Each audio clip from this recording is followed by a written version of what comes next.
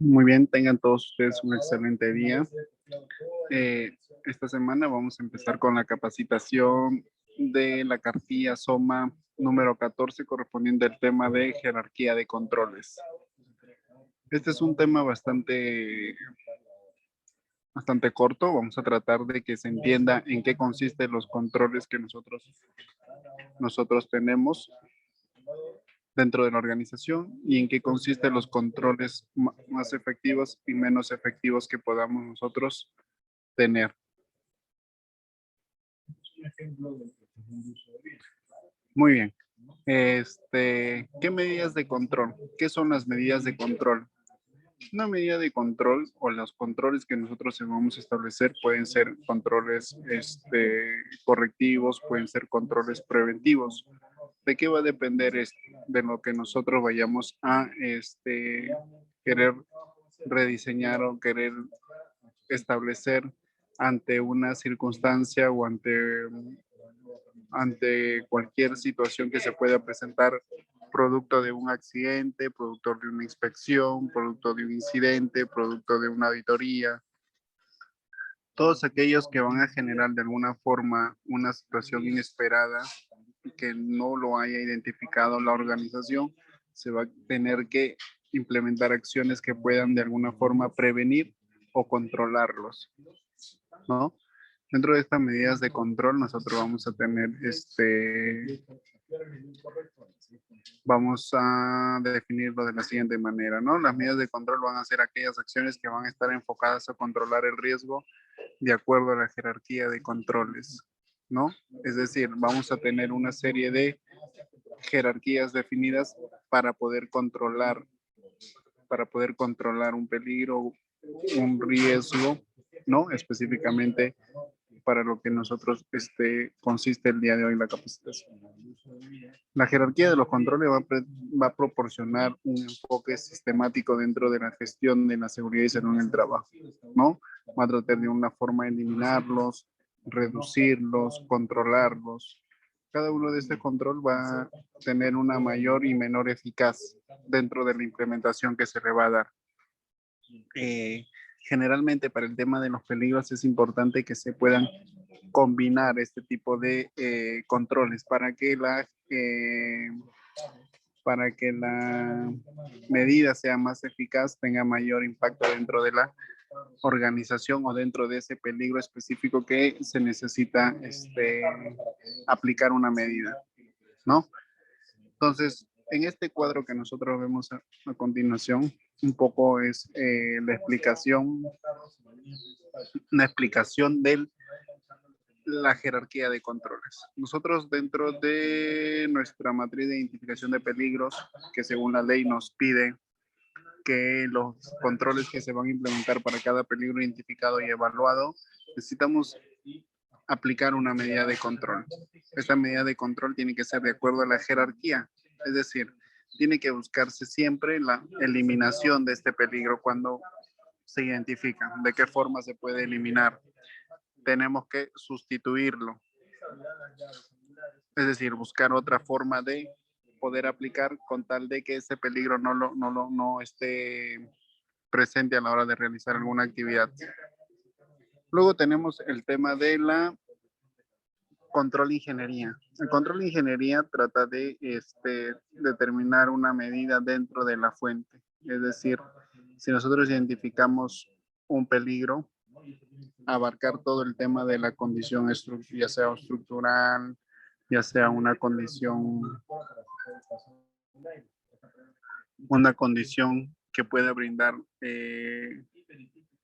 brindar seguridad al trabajador y que disminuya el tema de los exposición a un peligro o a un riesgo. Es decir, es un control que se va a dar, es un control que se va a dar que puede ser al diseño, un control que puede ser a la modificación, ¿correcto? Entonces, estos tres, estos tres tipos de medidas estos tres tipos de medidas que se van a, esos tres tipos de medidas que se van a implementar, se van a generalmente atacar a la fuente, ¿correcto? Se van a atacar a la fuente, al origen de donde se genera este peligro.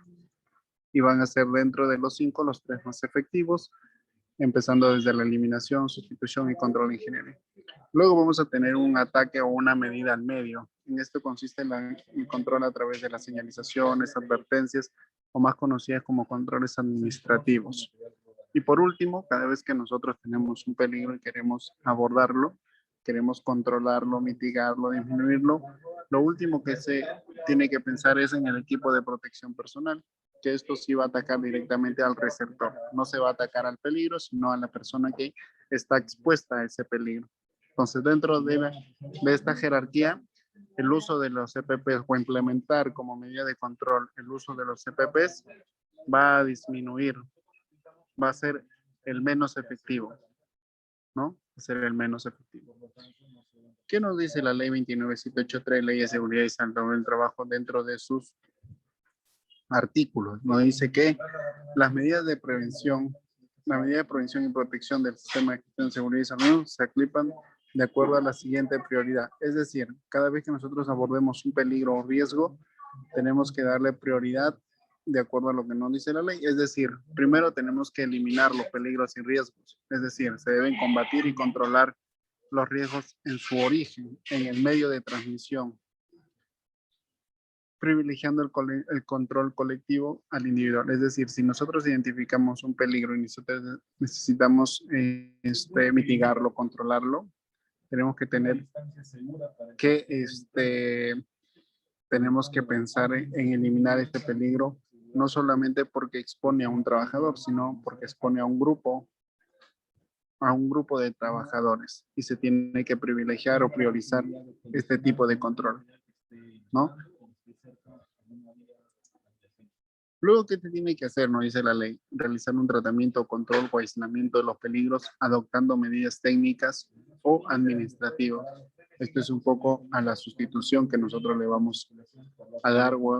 Tiene un enfoque de sustitución al peligro o riesgo que expone a los trabajadores. Luego tiene el minimizar los peligros y riesgos adoptando sistemas de control seguro que incluyan disposiciones administrativas o de control. Luego tiene programar la sustitución progresiva y a la brevedad posible de los procedimientos, técnicas, medios, sustancias, productos peligrosos por aquellos que produzcan un menor o ningún riesgo para el trabajador. Y por último, facilitar equipos de protección personal adecuando o asegurando que los trabajadores lo utilicen en forma correcta. Esto también es importante, ¿no? Si bien es cierto, se le da al equipo, los EPPs como una medida de control a la exposición de un peligro, estos tienen que tener un uso adecuado para que la poca efectividad que vaya a tener ante la exposición a un peligro sea eficiente, ¿no? ¿Cómo funciona la jerarquía del monitor? Cuando uno elabora una identificación de peligro y una evaluación de riesgos, se define cuantitativamente y cualitativamente. Estos tenemos que establecer controles que puedan ser ejecutados por la organización. Es decir, nosotros podemos, cuando nosotros visualicemos nuestra matriz de identificación de peligro y evaluación de riesgos, vamos a ver todos los peligros y riesgos que la empresa ha identificado, pero asimismo vamos a encontrar ahí los controles que la empresa va a implementar a fin de que estos peligros tengan una disminución o una reducción en el impacto, en la severidad o en la probabilidad que pueda estar expuesto al trabajador a fin de que la intensidad de esta pueda bajar, ¿no? Anualmente se realiza este tipo de matriz y pero donde vamos a encontrar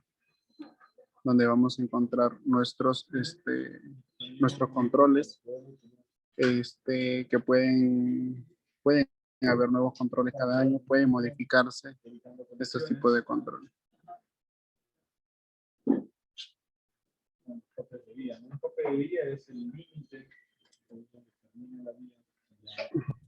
Recuerden que es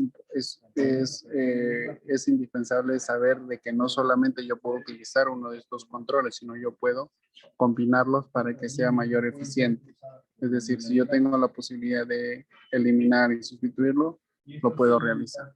No se puede aplicar un control de ingeniería, pero a la vez puedo darle un equipo de protección personal, también se le brinda. Entonces, ¿Qué ejemplos nosotros podemos sacar de este tipo de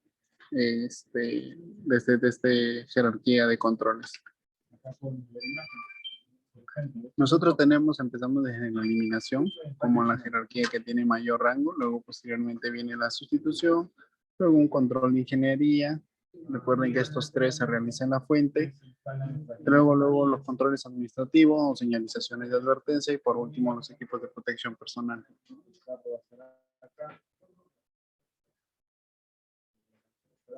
Algunos ejemplos que nosotros podemos destacar o una mayor definición de estos tipos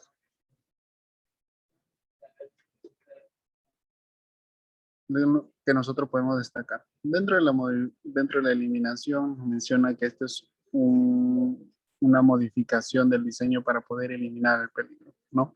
Por ejemplo, si yo estoy transitando y quiero eliminar y tengo el suelo mojado, un suelo húmedo, una forma de poder eliminar este peligro es limpiando este suelo húmedo, ¿no? Secándolo y estoy eliminando de esta forma el peligro. Si tengo un lapicero en el suelo que me puede provocar la caída o una caja de herramientas que me puede provocar la caída o una obstrucción para hacer alguna actividad, simplemente, ¿cómo hago para eliminar este peligro? Lo recojo, lo levanto y lo posiciono en un lugar adecuado. Sin embargo, hay peligros que no se pueden eliminar. No, no todos los peligros nosotros podemos eliminarlos. Por ejemplo, tenemos la riel. Si nosotros vemos en nuestra matriz, vamos a hacer un peligro de piso irregular, ¿no? O piso irregular. Entonces, ¿cómo eliminamos ese peligro de la vía férrea, de la riel, del balasto? No se puede eliminar, entonces hay que buscar otra medida de evitar que este peligro pueda ocasionar una lesión o un daño al trabajador, ¿no?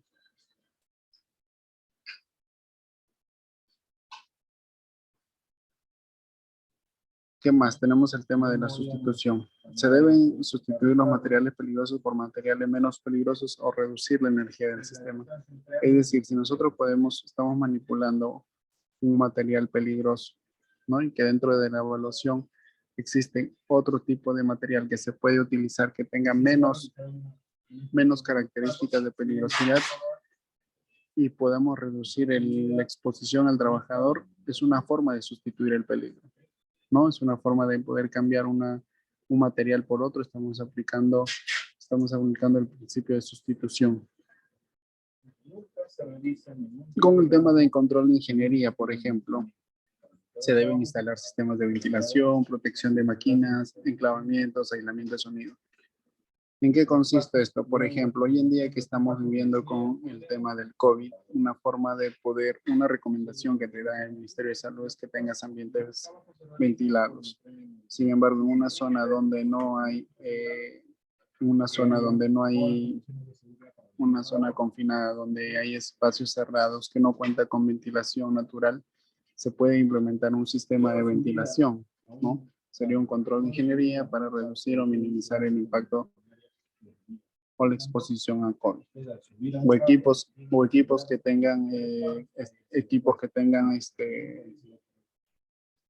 que son rotativos o que pueden generar un riesgo de atrapamiento, se pueden implementar guardas de protección, ¿no? Guardas de protección o guardas de seguridad. Estamos aplicando un control de ingeniería. ¿Cuáles son los controles administrativos que nosotros podemos tener?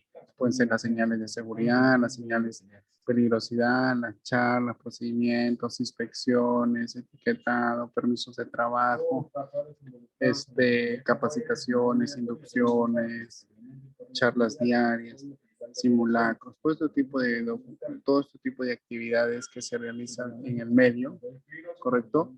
Van a ser considerados como controles administrativos. Y por último, lo que ya es más fácil de entender y lo que nosotros debemos pensar menos para poder controlar un peligro o un riesgo, es utilizar los equipos de protección personal. ¿Sí? Muy bien, una vez explicado este tema, espero que les haya quedado claro que nosotros tenemos 5 tipos de controles de acuerdo a la jerarquía. Como primer Como primera opción tenemos la eliminación, posteriormente viene la sustitución, luego el control de ingeniería, controles administrativos y equipo de protección personal. De acuerdo que esta jerarquía tiene un rango más, uno más que el otro, ¿sí? Y podemos aplicarlos en forma combinada, es decir, si podemos usar más de uno para poder atacar un peligro o un riesgo, lo debemos hacer. No, no solamente es un tipo de control para cada peligro, no necesariamente. Y lo otro que hay que tener en cuenta es que tenemos que priorizar lo colectivo cuando queremos hacer que lo individual, es decir, atacar un peligro que pueda exponer a un grupo de trabajadores, ¿no? Muy bien, dicho todo esto, los invitamos a realizar la evaluación o el test de seguridad.